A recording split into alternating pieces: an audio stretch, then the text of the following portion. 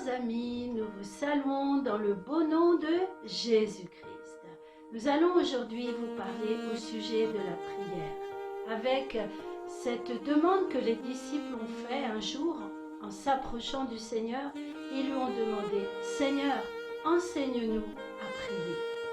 En effet, bien-aimés, beaucoup de personnes prient dans le monde. Il y a une grande partie de l'humanité qui croit en Dieu et qui s'efforce de prier ce Dieu que parfois ils ne connaissent pas. Peut-être fais-tu partie de ce groupe de personnes. Mais la Bible, et spécifiquement les évangiles, nous donnent des repères, nous donnent des méthodes, nous donnent des principes par lesquels nous pouvons être sûrs de développer une vie de prière efficace et en victoire. Jacques dira, quelques années après la venue de Jésus, il dira « La prière du juste est très efficace ». Veux-tu toi aussi apprendre à prier? Alors, regardons ces quelques principes que l'Évangile nous donne. Premièrement, nous allons aller dans Matthieu au chapitre 6, où le Seigneur Jésus lui-même dit ainsi au verset 7, « En priant, ne multipliez pas de vaines paroles, comme les païens qui s'imaginent qu'à force de paroles, ils seront exaucés. » Oui, il y a des multitudes de personnes dans le monde qui prient, c'est-à-dire qui font des listes de prières, des listes de mots. Et en ajoutant les mots aux mots, ils s'imaginent qu'ainsi leur Dieu va les exaucer. Alors que Jésus dit, ce sont les païens qui font ainsi. Le flot de prière, le fleuve des mots ne garantissent en rien que Dieu accepte et reçoit nos prières. Alors nous en venons à cette question, mais comment faut-il prier? Je vais vous donner une illustration et plaise à Dieu que ces quelques images que vous allez voir puissent toucher votre cœur et vous enseigner comment il faut prier. Quelqu'un dira, pour prier, il faut premièrement être sincère. Oui, c'est vrai, il faut être sincère. Les hypocrites qui portent à Dieu des paroles, des belles paroles et qui dans leur cœur n'ont aucun désir de plaire à Dieu, je ne pense pas réellement que Dieu accepte leur prière. D'ailleurs, Jésus parlera d'eux à de nombreuses reprises, appelant les pharisiens des hypocrites. Mais regardez bien l'enseignement que le Seigneur va nous donner aujourd'hui. La sincérité. Oui, je vais écrire sur un papier une lettre que je désire envoyer à Dieu. Ce sera ma prière. Alors je vais prendre un crayon et je vais écrire tous les mots qui sont dans mon cœur. Je vais être sincère jusqu'au bout. Je vais lui donner l'expression la plus intime de mon cœur, l'expression la plus profonde de mon cœur. Oui, mais pour que cette lettre arrive au destinataire, il faut faire plus que d'écrire sur un bout de papier. Il faut la mettre dans une enveloppe et ensuite la poster. Alors je prends ma lettre sincère, je la mets dans une enveloppe et je la poste au courrier. Croyez-vous que cette lettre va arriver? Je ne pense pas, car il manque quelque chose sur cette enveloppe. Que manque-t-il? Eh bien, premièrement, il manque l'adresse. Si je place cette lettre dans la boîte à lettres, le postier ne saura pas qu'en faire, puisque cette lettre ne comporte pas d'adresse. Donc, il faut écrire la bonne adresse. Quelle est donc la bonne adresse? Eh bien, Jésus lui-même nous dit, quand vous priez, dites, Notre Père qui es aux cieux, que ton nom soit sanctifié, etc. À qui donc devons-nous adresser notre lettre? Nous devons l'adresser à Dieu. Alors, peut-être direz-vous, ah oui, à Dieu, mais quel Dieu? Dieu au singulier? Dieu au pluriel? À quel Dieu adresser cette lettre? Eh bien, le Seigneur Jésus nous le dit, à votre Père qui est dans le ciel. Car il dit, quand tu pries, entre dans ta chambre et là prie ton Père qui est dans le ciel. Ça veut donc dire que Dieu se trouve au ciel. il ne s'agit pas de plusieurs dieux, non, il s'agit d'un seul Dieu.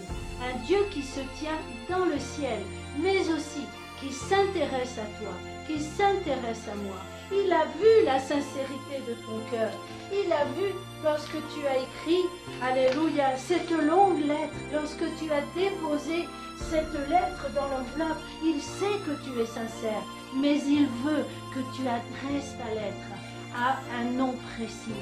Et ce nom, c'est Dieu, ton Père, ton Créateur. Pour que le Créateur devienne ton Père, il faut que tu deviennes son enfant. Et Jésus, alléluia, est venu sur la terre pour faire des créatures les enfants de Dieu. Et c'est dans la mesure où tu reçois Jésus dans ton cœur que tu vas devenir un enfant de Dieu.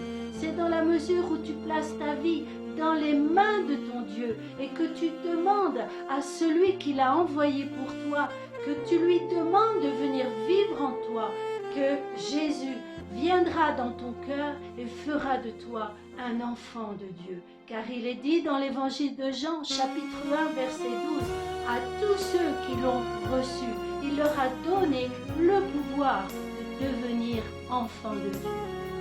Alors, tu prends, alléluia, la lettre et tu écris Dieu, Dieu. Tu mets dans ton enveloppe, alléluia, cette lettre sincère que tu as voulu lui adresser. Mais que manque-t-il encore pour que ta lettre arrive au ciel? Que manque-t-il encore? Eh bien, il te manque le sceau, il te manque le timbre. Parce que si tu mets la bonne adresse, notre Père qui est au ciel, et qu'il te manque encore le timbre, le postier ne voudra pas, alléluia, te faire partir cette lettre. Alors il faut mettre le timbre.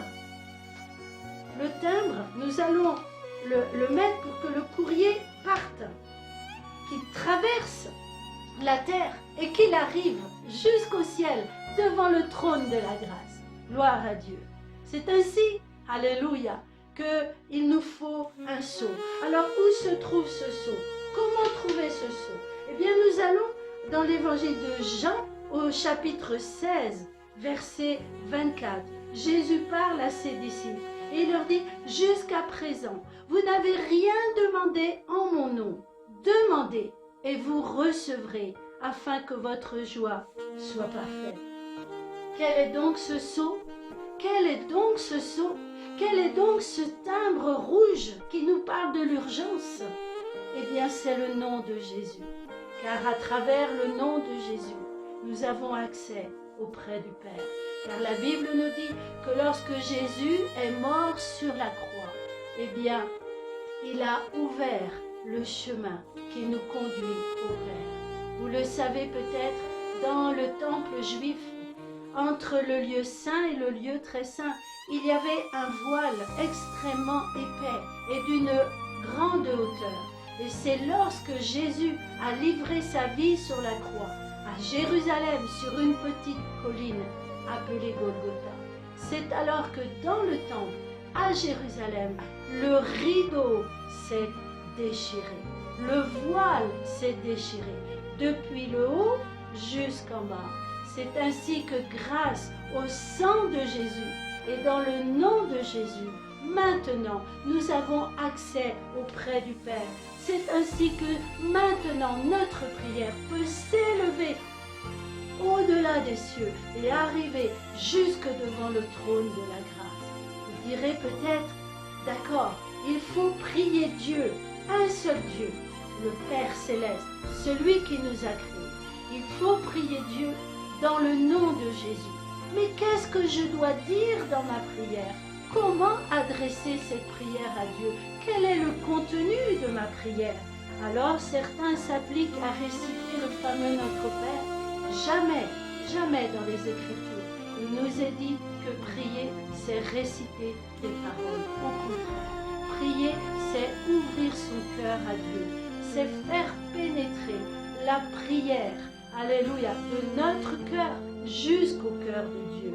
Et c'est pour cela qu'il nous est dit dans l'Épître aux Romains qu'il y a quelqu'un qui a été désigné pour nous aider à prier comme Dieu l'attend de nos vies. Regardons ensemble dans Romains chapitre 8 au verset 26. De même aussi, l'Esprit nous aide dans notre faiblesse, car nous ne savons pas ce qu'il nous convient de demander dans nos prières. Mais l'Esprit lui-même intercède par des soupirs inexprimables. C'est ainsi, frères et sœurs, que pour avoir une prière efficace devant le Seigneur, il nous faut demander le secours et l'assistance du Saint-Esprit. Je voudrais bien vous montrer dans ces quelques secondes qui nous restent que Dieu est attentif à nos prières. Un jour, il a dit à un soldat romain, il a envoyé un ange vers lui. Cet homme s'appelait Corneille. Et cet ange lui a dit, Corneille, tes prières sont montées vers Dieu et il s'en est souvenu. Mais pour cela, marque la bonne adresse, écris le nom du Père, prie ton Père qui est dans le secret, qui te voit, prie ton Père qui habite dans le ciel. Proclame cette prière dans le beau nom de Jésus, à cause du sang de Jésus-Christ. Personne d'autre n'est mort sur la croix pour toi, ni la Vierge Marie, ni aucun saint, ni Bouddha, ni aucun leader religieux ou philosophique ou politique. Seul Jésus-Christ te donne accès auprès du Père et demande à l'Esprit Saint de conduire cette prière. La Trinité tout entière est ouverte à ton écoute pour recevoir la prière de ton cœur. Veux-tu prier le Père dans le nom de Jésus avec le secours du Saint-Esprit? Alors commence dès aujourd'hui.